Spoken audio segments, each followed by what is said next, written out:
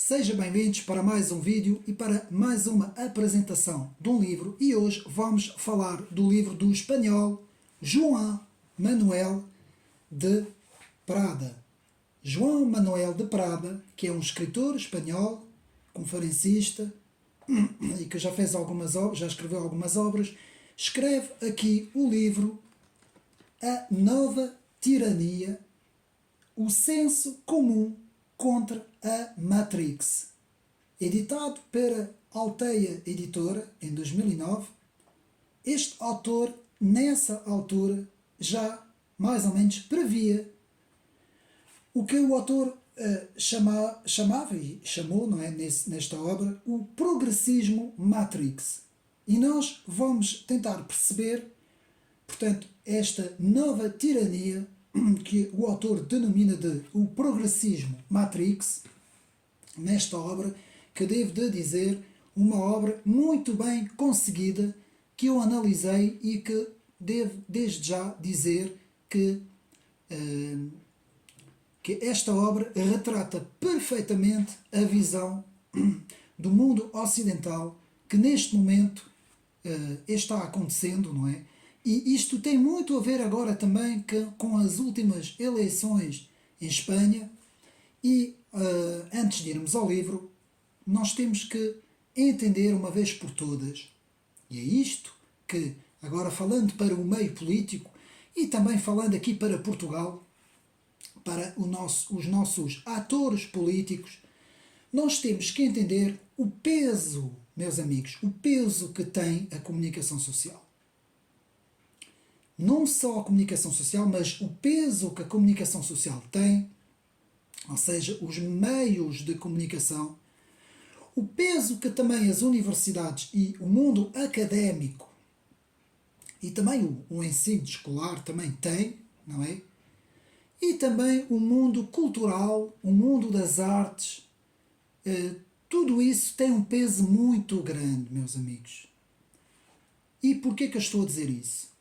Porque tudo isso pesa na opinião pública. E, mais uma vez, nós não conseguimos entender os fenómenos à nossa volta se nós não entendermos o peso que é a opinião pública. E principalmente quando falamos na manipulação da opinião pública. Meus amigos, a opinião pública, que é constituída pelas populações, neste caso, por exemplo, em Portugal, ou até podemos dar o caso do que aconteceu agora recentemente na Espanha, esta opinião pública pode muitas vezes ser, digamos assim, moldada. Não direi manipulada, mas moldada, que é esta a palavra correta.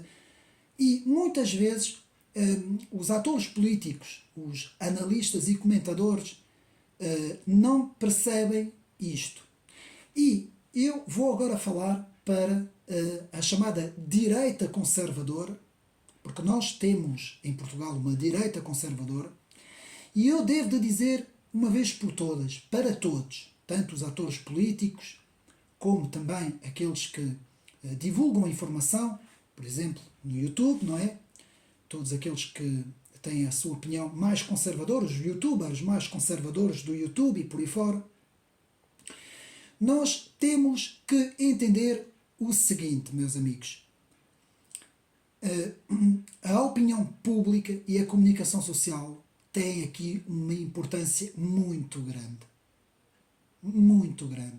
E enquanto nós não entendermos isso, enquanto nós não entendermos que 80%, praticamente, quase 90% da comunicação social está num dos lados do campo.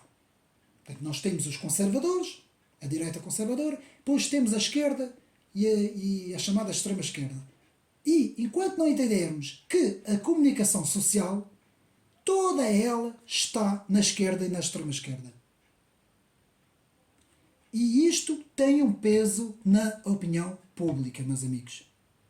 Isto tem um peso.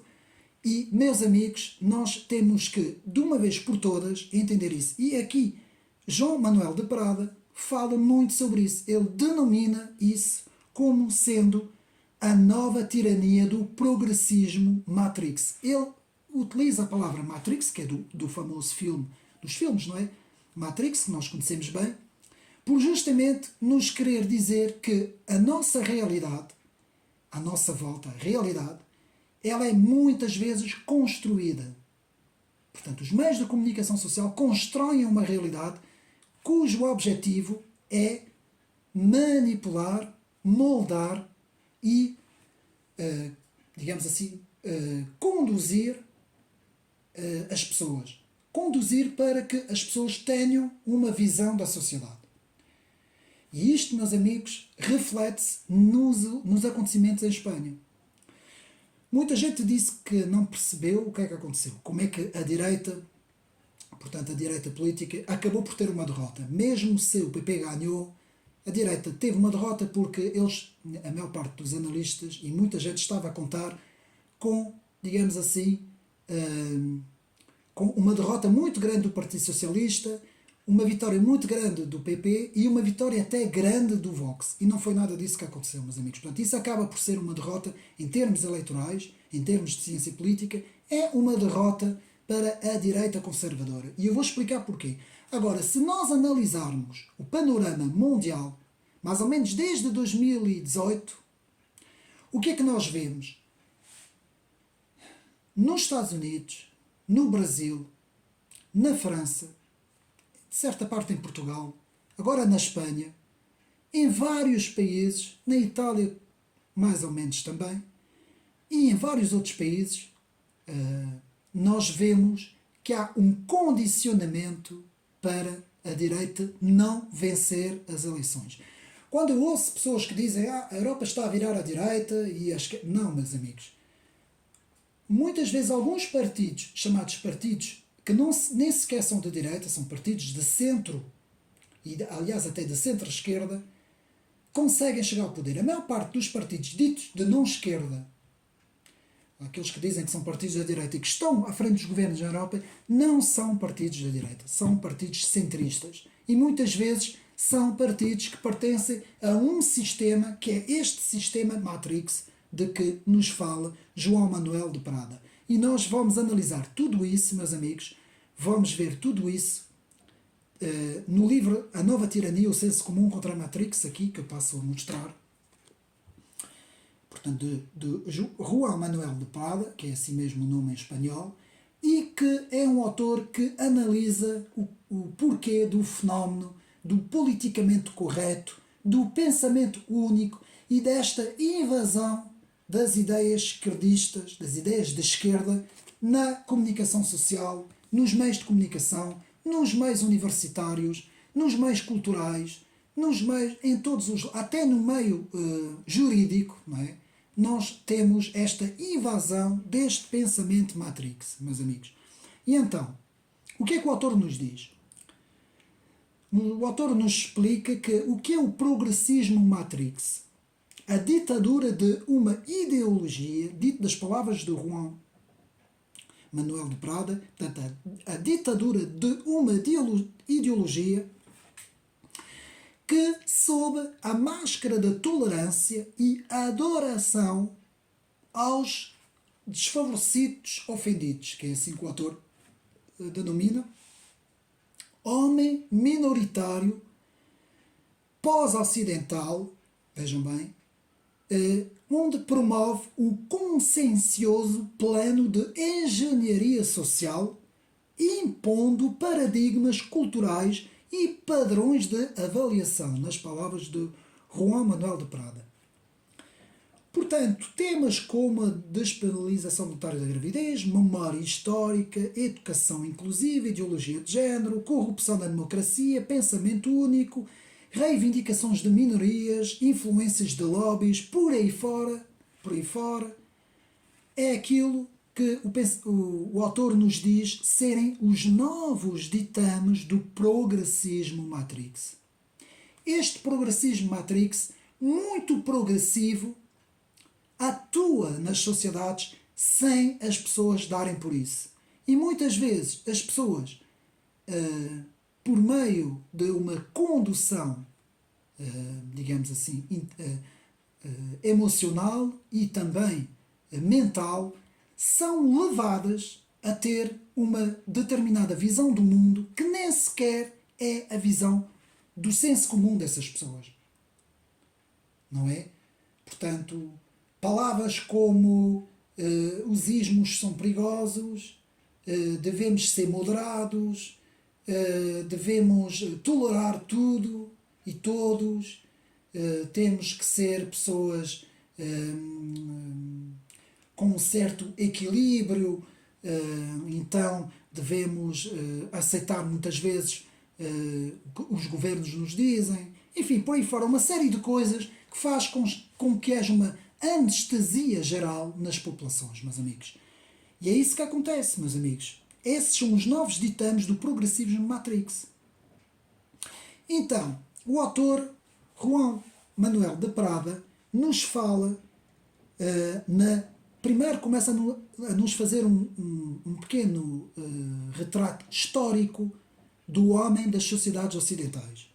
E o que o autor nos fala é a desvinculação do indivíduo e na sua cultura e tradição. Ou seja, há uma desvinculação do indivíduo à sua própria cultura e à sua própria tradição. O que é que isto quer dizer? Há uma separação clara que o indivíduo tem que ficar isolado da sua cultura e da sua tradição. E nós vamos ver porque é que o autor fala sobre isso na página 17. Então vemos a seguinte passagem. É necessário conseguir, antes de mais e mediante um laborioso trabalho de reeducação, que o homem renegue a sua liberdade intrínseca. Para isso, a tirania contemporânea dispõe de poderosas ferramentas de propaganda. Poderosas ferramentas de propaganda com vista à concretização desta tarefa de mutilação humana. A tirania utiliza dois métodos muito eficazmente cirúrgicos.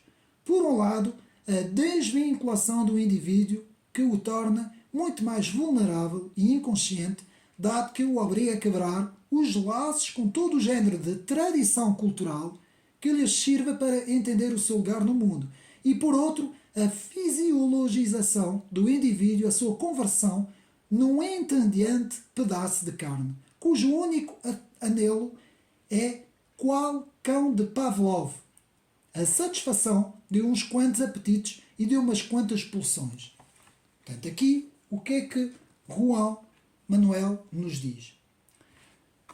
O autor nos fala, portanto, de que é necessário, em termos identitários e em termos culturais, digamos assim, anestesiar o indivíduo para que ele não mais tenha referências, principalmente referências culturais, referências identitárias e referências, digamos assim, tradicionais ou historiais do seu passado e da sua própria identificação cultural.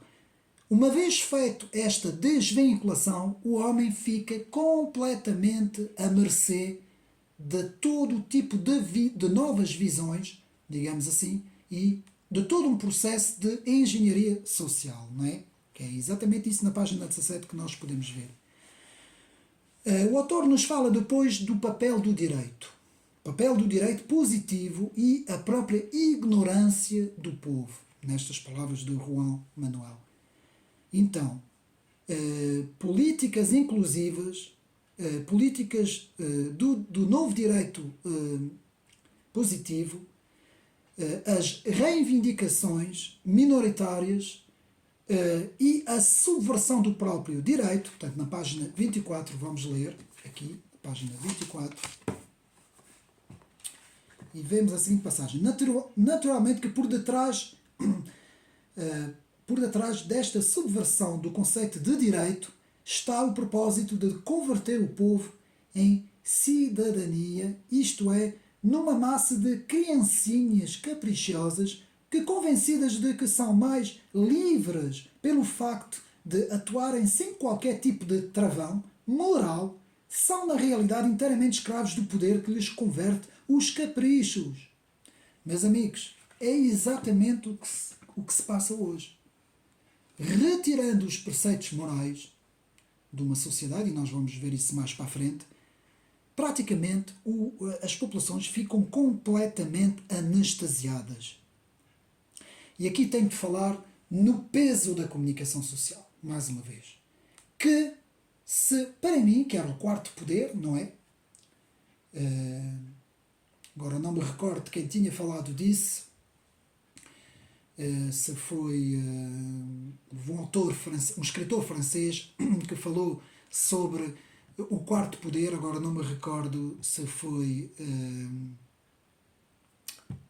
o próprio escritor Stendhal ou se foi outro escritor que falou sobre o quarto poder. Eu aqui, meus amigos, penso que neste momento a comunicação social tornou-se o primeiro poder. Tal é a sua força.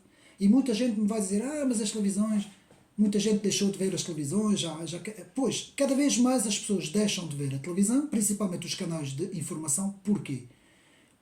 Precisamente por causa disso. Porque as pessoas veem que existe somente um pensamento, somente uma informação, um pensamento único.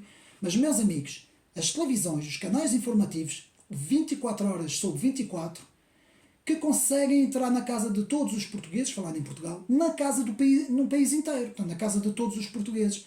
24 sobre 24 horas, mesmo aqueles que dizem que não veem televisão, acontece sempre elas acenderem a televisão e verem qualquer coisa, ou mesmo quando acontece alguma situação. E muitas vezes isto é um peso muito grande, continua a ser um peso muito grande. E, segundo este autor, a influência da comunicação social tem uma forte componente sobre a opinião pública. E eu aqui quero falar de um livro que eu fiz a apresentação há 2 ou 3 anos, não me recordo.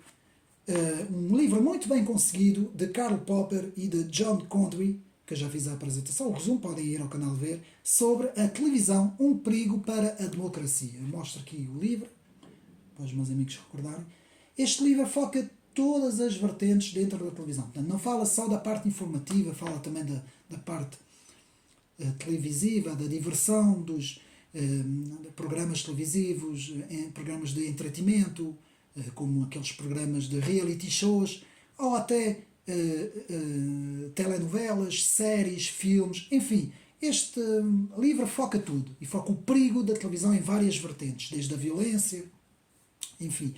Mas uma das coisas que este livro também trata é a manipulação da informação, que pode ser muito perigoso para uma democracia. Não é? Porque a democracia em si, essa palavra, ela denota que haja opiniões a várias vozes. Portanto, se diz que algumas vozes são perigosas, então só pode haver uma ou duas, a maior parte das vezes é uma, todo o resto é um perigo, então neste caso nós caímos numa ditadura do bem pensante ou do pensamento único, que é exatamente isso que Karl Popper define no seu livro. Então, a comunicação social se torna o primeiro poder. Influência da comunicação social sobre a opinião pública, meus amigos. Aquilo que aconteceu em Espanha, durante 3 ou 4 semanas, antes das eleições, nós vimos um bombardeamento da comunicação social espanhola contra, por exemplo, o Partido Vox. Diabolizar completamente o Partido Vox, a dizer que era uma extrema-direita, que era a volta do Hitler na Espanha, do Franco, ou sabe-se lá o que mais. Eles demonizaram de tal maneira que tudo isso fica na maior parte da população, não é? Então, a opinião pública é atingida por essa, digamos assim, por essa propaganda, digamos assim.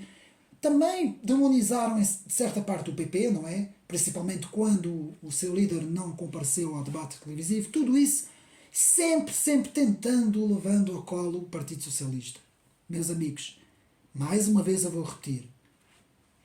A esquerda, a extrema-esquerda, o socialismo e a extrema-esquerda ocupam os espaços da comunicação social, mas não é só na Espanha, não é só em Portugal, é quase na Europa inteira. Este socialismo globalista ocupa o espaço mediático em todas as sociedades ocidentais, até nos Estados Unidos, meus amigos. Quando eu ouço dizer, comunismo já não existe, agora é a direita que vai... Mas isso é tudo para inglês ver, meus amigos. Não é nada disso. A comunicação social, toda ela na Europa e nos Estados Unidos, é ocupada pelos partidos de esquerda e extrema-esquerda. Nós, por exemplo, na Turquia não vimos isso. Foi por isso é que o Erdogan ganhou. Não vimos porquê? Porque uma grande parte da comunicação social na Turquia não pertence à esquerda. Pertence ao governo de Erdogan, que também não é nenhum governo, não é exemplo, não é praticamente exemplo político para ninguém, não é? Não estou aqui a defender esta visão política do Erdogan, mas é para nós termos a consciência do peso da comunicação social. E, meus amigos, voltando aqui para Portugal e para a chamada direita portuguesa, e eu vou falar mesmo na direita conservadora portuguesa, que é a única direita conservadora que temos em Portugal neste momento com a expressão eleitoral, é o Chega. Porque o PSD não é. O PSD é um centro-esquerda. Eu continuo a dizer, portanto, o PSD é a mesma coisa que praticamente a mesma coisa que o Partido Socialista. Pouca diferença tem. E o Iniciativa Liberal, não venham dizer que é da direita, porque não tem absolutamente nada a ver com a direita. Portanto, e nós vemos a comunicação social, se a maior parte dos seus agentes, dos seus dirigentes, da sua propaganda, se eles perceberem que o Partido Socialista já está em fim de vida, derivada da corrupção, derivada de toda a negatividade que aconteceu, não é? Ao longo deste último mandato, principalmente, eles vão pegar no PSD e no Iniciativa Liberal e eles vão tentar levar ao colo o PSD e a Iniciativa Liberal, e com isso eles vão tentar tirar completamente do caminho o Partido Chega, que representa a direita conservadora. E isto tem peso, meus amigos. Isto, em termos eleitorais, tem peso. 10 milhões de portugueses a receber essa informação de que o PSD e a Iniciativa Liberal são os bons, não é? Porque sabemos que eles já dizem isso do Partido Socialista, e que, neste caso, o Partido Chega representa os maus, os extremos, o sabe-se lá o quê. Isto tem peso. Isto molda a opinião pública. Enquanto os agentes políticos não perceberem que tem que haver um combate muito grande contra a comunicação social, tem que haver alguém que tenha meios financeiros, meios muito grandes financeiros, para criar uma televisão em Portugal que seja uma televisão conservadora. Que seja uma televisão que não faça esta propaganda de esquerda que faz a nossa comunicação social. Porque senão a direita nunca vai chegar ao poder neste país, meus amigos. E isto é o objetivo dessas elites, não é? Este é o objetivo principal destas elites de esquerda, socialistas e globalistas. É que é isto que isto acontece. E aqui, muito bem aqui na página 45, 44 e 45, e vamos ler. Portanto, 44 e 45, onde é que tem a passagem? Ora, onde é que está?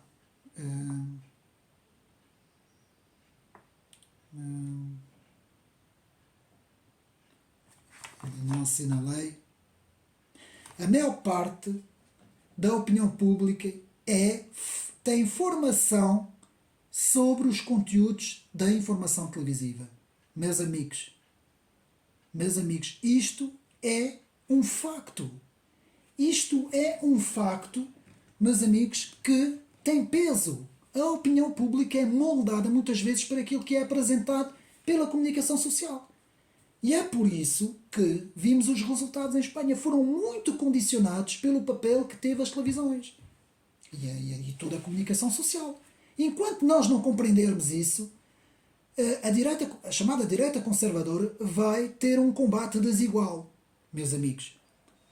Então, a página 79 também podemos ver o relativismo filosófico, o secularismo no mundo sem Deus, nos fala Juan Manuel de Prada, e o paraíso progressista do politicamente correto, página 79. E vamos ler. Portanto, o romance a que me refiro, portanto, o autor está a falar no romance, uma citação do romance, intitula-se Lord of the World e retrata uma época de triunfo do relativismo filosófico, do secularismo à la outrance e do humanitarismo sem Deus. Num mundo em que, em nome da prudência, os crentes são olhados primeiro com receio, depois com franca aversão, para serem finalmente perseguidos como criminosos. Um mundo, enfim, em que o progresso científico e a adoração do homem instauraram um simulacro de paraíso na Terra, onde, por exemplo, a eutanásia é administrada aos doentes como se tratasse de um medicamento benigno e a idolatria política exalta um governante que promete aos povos uma era de bem-estar infinito. É exatamente o progressismo Matrix de que fala aqui o autor. Este relativismo a que as nossas sociedades estão cada vez mais mergulhadas, não é? E com isso chegamos ao progressismo Matrix, a nova moralidade para a civilização ocidental. Meus amigos, para destruir os alicerces de uma civilização é primeiro destruir a sua religião. Eu vou repetir. Para destruir os alicerces de uma civilização é destruir primeiro a sua religião principal. E é isso que acontece. Foi assim que o cristianismo foi aos poucos, não digo destruído, mas digamos assim, foi aos poucos eliminado da praça pública das sociedades ocidentais. Processo de descristianização. Então foi isso que eu também tentei explicar. Portanto, na página 113, a chave para entender o fracasso da direita conservadora, e aqui o autor está-se a referir à Espanha, a sua sensibilidade cultural através dos meios de comunicação, página 113. Se os partidos conservadores não entenderem, tem que haver uma sensibilidade cultural nos meios de comunicação social para passar uma mensagem, então, meus amigos, nunca nada vai ser feito. E eu vou ler esta passagem que ela é muito importante. Portanto, a direita não foi capaz de resolver a contradição interior do artista a que atrás fazemos referência, uma contradição que a esquerda tem mais bem resolvida do que nunca. Uma vez que, para além de continuar a dotá-la de munições ideológicas, esquemáticas, conseguiu instaurar, e é aqui que está a chave, o busilis da questão, uma sensibilidade cultural da esquerda através da propaganda dos meios de comunicação aderentes. A direita espanhola, pelo contrário, achou que para alcançar o poder não precisava de instaurar uma sensibilidade alternativa. E para cúmulo da soberba e da ingenuidade, achou que lhe seria possível sobreviver no meio de uma sensibilidade cultural adversa. Ora, isto não é possível, meus amigos. É como aqui em Portugal. Ok. A célebre frase de que, por exemplo, o Partido Chega e o seu líder dizem aquilo que toda a gente diz nos cafés, mas que toda a gente tem medo de dizer na praça pública. Ou seja, a verdade é dita por esse partido, mas como a verdade não pode chegar aos meios de comunicação, porque os meios não deixam que essa verdade chegue. Mas, amigos, em última instância, o que é que acontece? Prevalece os meios, prevalece a ideologia dos próprios meios de comunicação. E é isso que está a acontecer, meus amigos. É precisamente isto que está a acontecer. Ora, nós quando acendemos as nossas televisões e vemos os canais de informação e vemos a maior parte dos analistas, dos debates, das apresentações das peças televisivas, de tudo o que acontece, viu-se agora, por exemplo, no caso das eleições na Espanha, foi um autêntico despejar contra a direita. Nós vemos perfeitamente o viés, é que eles já nem sequer disfarçam, meus amigos. O viés é tão grande, esse viés esquerdista é tão grande nesta gente da televisão, que nós temos que pensar duas vezes, então, mas o que é que se está a passar? Alguma coisa existe para que isso seja assim. Há interesses por detrás para que isso seja desta forma. Então, meus amigos, esta sensibilidade cultural através dos meios de comunicação, para Juan, é a chave da vitória da direita para umas eleições, futuras eleições. E aqui o recado para a direita portuguesa: é preciso que sejam criados meios alternativos de informação. Mas não é videozinhos na internet, meus amigos. São meios financeiros muito fortes, financeiros e meios televisivos de comunicação social fortes, que têm uma componente conservadora para lutar, um pouco como fez, por exemplo, a Fox News, não é? Que tentou pelo menos, e mesmo assim ela é muito controlada pelos poderes globalistas, mas criar um género de uma rede televisiva, por exemplo, em França existe, na internet existe isso, existem estas web TVs na internet em França, muitos canais alternativos, que está já a criar um peso muito grande. Por isso é que a França, por isso é que muita gente está a deixar de ver a BFM TV, a LCI, quase já ninguém em França vê, são mesmo meia dúzia de adeptos ferozes do Macron é que vê aquelas televisões. Mas de resto, a população francesa já percebeu que tem que ir buscar a informação nos canais da internet alternativos. Mas isto em Portugal não acontece, meus amigos. Portugal é o país do politicamente correto. Está tudo sentado a ver a televisão. E quando vai à internet é por outras coisas, não é para ver informação. E isto é muito complicado, meus amigos. Nós não podemos ter canais youtubers na internet com 200 e tal, 300 visualizações. Enquanto que em França nós temos, por exemplo, a TV Liberté, para dar só um exemplo, que tem 30 mil, 40 mil, 50 mil, 100 mil visualizações ou mais. Está bem, há mais população, mas isto não quer dizer, meus amigos, tem que haver um trabalho que a direita conservadora vai ter que fazer isso. Senão ela nunca irá chegar ao poder.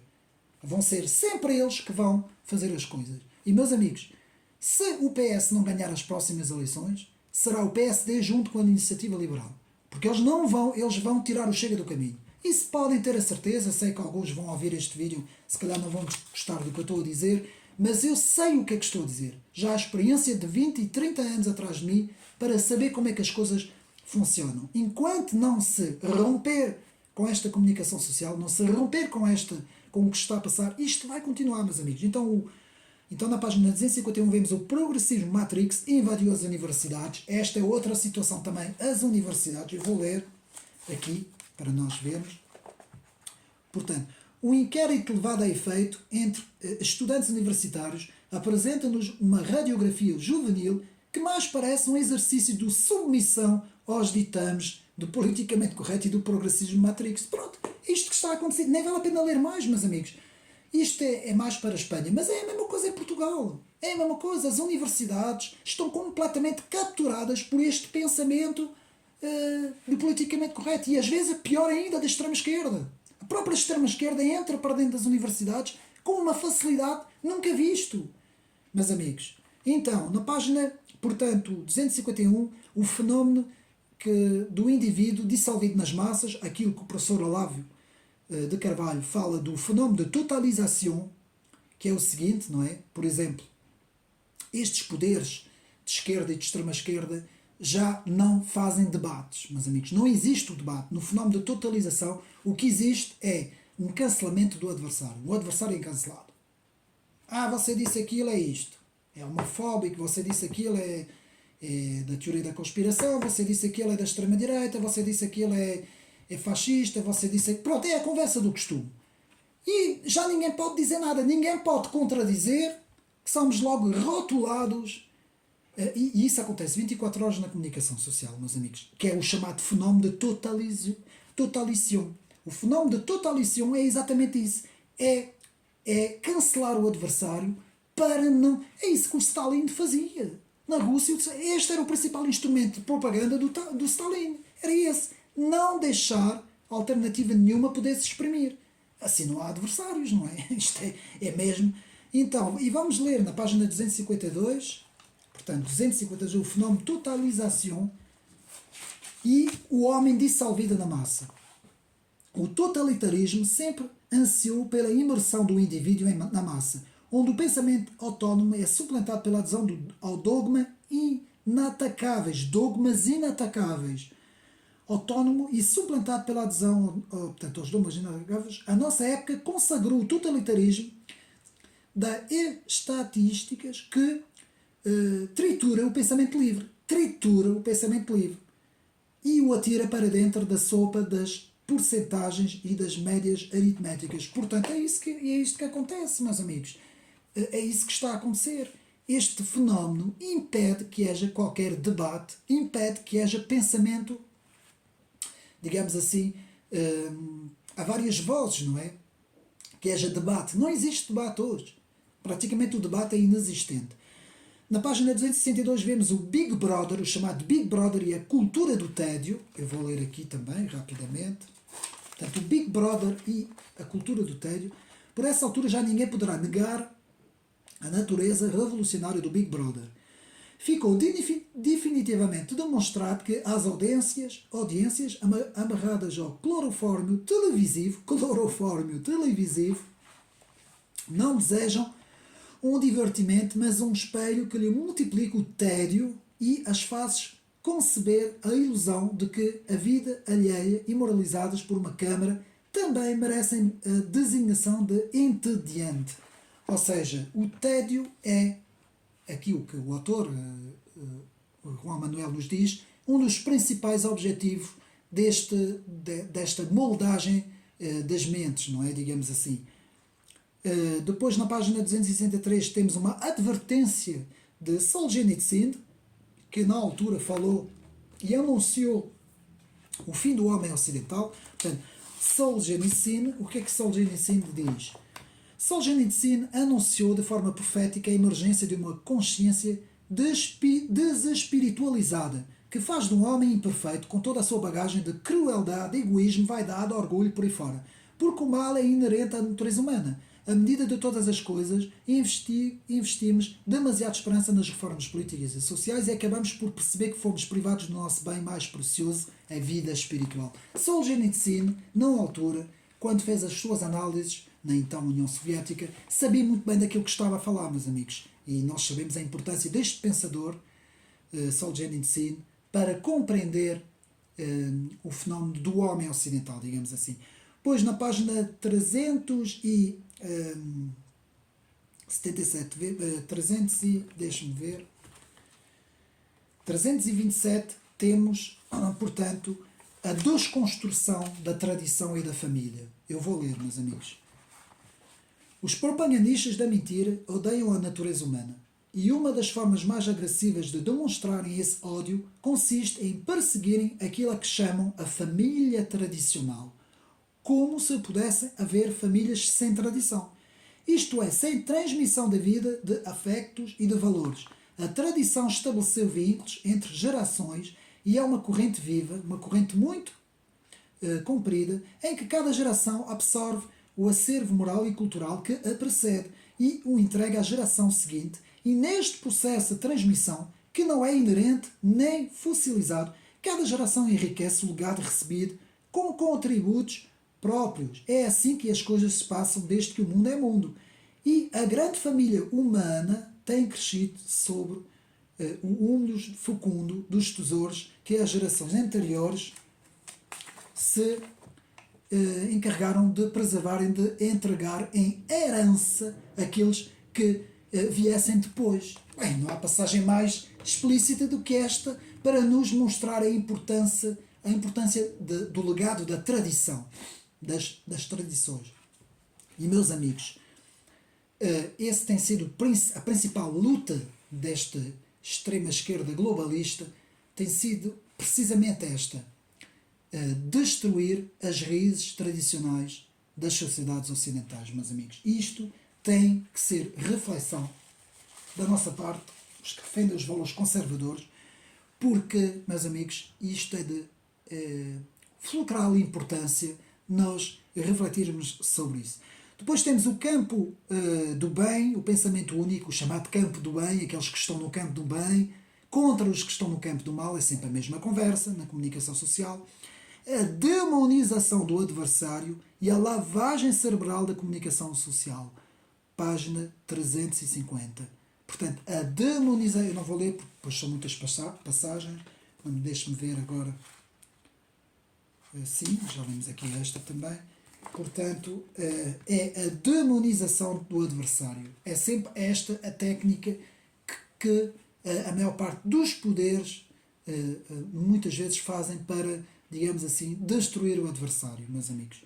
Então, conclusão. Eu vou concluir, para ser mais rápido, vou concluir aqui com 3 perguntas importantíssimas que devemos refletir e, principalmente, na intelectualidade de direita conservadora, tem que refletir sobre isso. Como se proteger deste progressismo matrix, deste pensamento único, dessa totalização da extrema-esquerda, como se proteger disso, desta ideologia globalista, progressista matrix, como fazer? Criar um escudo cultural e intelectual à nossa volta, bem como um escudo espiritual. São os 2 escudos. São diferentes uns dos outros, eu vou explicar. Um escudo cultural e intelectual à nossa volta. Ler as grandes obras os grandes clássicos da literatura, procurar ler história, criar um mapa cronológico, cultural e literário. Antes de iniciarmos as leituras das grandes obras, convém ter esse mapa cultural e literário muito bem, digamos assim, muito bem descrito. Uma vez que nós conseguirmos, digamos assim, ter um mapa cultural muito bem, digamos assim, descrito, que tenhamos a noção das datas, da cronologia, das obras, das bibliografias primárias e das bibliografias secundárias, que consigamos ter uma noção muito grande do terreno cultural e literário, então aí passamos também para, portanto, a parte espiritual. Criar também um escudo espiritual, por meio, pode ser por meio da Bíblia, por meio da Palavra de Deus, meditarmos muito na Palavra de Deus, tirarmos os princípios e valores da Palavra e criarmos um escudo à nossa volta para nos proteger de toda esta influência da comunicação social. Uma vez que o mapa cultural e literário esteja criado, tendo uma noção muito grande da cronologia, das obras primárias e secundárias, depois começamos então a ler as grandes obras, porque a literatura nos fornece, digamos assim, muitas ferramentas para nós lutarmos contra esse progressismo matrix. Segundo ponto, como acordar os que estão à nossa volta? Eu ouço aí muita gente dizer, não vale a pena, eles são assim, são ovelhas, eles vão ficar assim o resto da vida. Não, eu não concordo com isto. Não é assim, meus amigos. Consegue-se. Se nós temos 4 ou 5 pessoas à nossa volta e falamos com elas todos os dias, vamos tentar. A mesma coisa que quando nós queremos trazer a palavra da salvação, a palavra bíblica às pessoas, também temos que fazer esse trabalho. Explicar às pessoas que elas têm que acordar, que elas têm que começar a procurar outros meios de informação, que elas têm que começar a ter pensamento crítico, têm que questionar as coisas, levá-las a fazer perguntas. O método socrático, levar as pessoas a fazer perguntas, era assim que Sócrates fazia aos seus discípulos, o Sócrates filósofo da Grécia pré-clássica, era assim que ele fazia, levá-los a fazer perguntas, a questionar até elas próprias chegarem à conclusão, peraí, mas ele tem razão, há qualquer coisa aqui que não está bem, porque é que eles só falam assim, só apresentam isso, não é? E nós tivemos a oportunidade para fazer isso desde 2020 até agora, nós temos a oportunidade para fazer isso, porquê? Porque nós nunca vimos a comunicação social como ela está agora, com esse viés tão grande em termos das suas ideologias, não é? Terceiro, como se informar corretamente, meus amigos. É aquilo que eu disse. Há muitos canais na internet. Muitos canais na internet que nos explicam sempre. Eu vou dar um exemplo. O conflito da Ucrânia e da Rússia. Eu vejo informação sobre esse conflito que apresenta a informação tanto da Rússia como da Ucrânia. Eles apresentam as coisas todas, o que se passa no terreno, os factos, e depois nós tiramos as conclusões. Pronto. Agora, nós pegamos, por exemplo, num canal como a LCI, canal francês, para não falar aqui dos canais portugueses, para não haver problemas, falando do canal LCI francês, nós só vemos ali propaganda do dia à noite, propaganda pró-Ucrânia. O que é que me interessa ver um programa desses? Mesmo até que eu seja partidário, não é? Digamos assim, da independência da Ucrânia, digamos assim. Mesmo que eu defenda, eu também quero saber o que é que se passa, o que é que os outros têm na cabeça, o que é que os outros fazem. Ora, não é isso que nós temos. Hoje em dia, e aqui em Portugal é a mesma coisa, não é? Então é isso. Como se informar corretamente? Procurar buscar fontes imparciais, neutras, que apresentem sempre as realidades todas, meus amigos. É assim que se faz esse trabalho intelectual, esse trabalho de busca. E isso diz respeito também às outras coisas, na política, na filosofia, na cultura, na literatura. Em tudo nós devemos sempre estudar os adversários, estudar aqueles que não pensam como nós, estudar todos os livros, entender. Eu, por exemplo, há pouco tempo fiz uma leitura intensiva sobre as obras de Karl Marx. Eu precisei fazer isso para entender o pensamento do autor. Agora, quando viram-se para mim, nunca jamais irei ler um livro daqueles, porque aquele gajo é isto, era aquilo. Meus amigos, não é que não seja verdade, mas se nós vamos pensar assim, então nunca vamos ser autênticos provincianos, não é? Isto faz lembrar um bocadinho os alemães da Segunda Guerra Mundial que só liam os livros em termos literários, em termos de cultura, que fossem alemães, não é? Quer dizer, que fosse da literatura alemã. Quer dizer, isto é puro porvencionismo, é estupidez. Não tem pés na cabeça. Quem age assim, dessa forma, nunca vai alcançar conhecimentos, meus amigos. Nunca vai alcançar, digamos assim, resultados, digamos assim. Então, meus amigos, como se proteger, como acordar os que estão à nossa volta e como se informar corretamente, essa tem que ser as perguntas que nós temos que fazer, principalmente depois de ter lido esta obra, que é uma obra muito interessante, que eu desde já devo de parabenizar o seu autor, Juan Manuel de Parada, que já nessa altura explicou o fracasso da direita espanhola, meus amigos, porque isto aqui é um livro que nos diz o porquê que a direita espanhola, mais uma vez, não consegue atingir os seus objetivos. E, meus amigos, o que se passou agora nessas eleições, o PP devia ter tido muito mais votos. Com aquilo que o Partido Socialista fez lá na Espanha, eles deviam ter tido o Partido Socialista e a esquerda espanhola devia ter tido uma derrota gigantesca. E sabem porquê que não teve? Por causa da comunicação social, meus amigos. Isto que seja um aviso aqui para Portugal.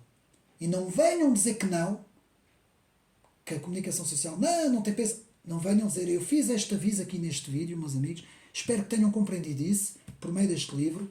Mais uma vez eu despeço-me dos amigos com esta obra muito interessante, A Nova Tirania, o senso comum contra o progressismo Matrix. Espero que tenham gostado deste vídeo. Um abraço e até uma próxima.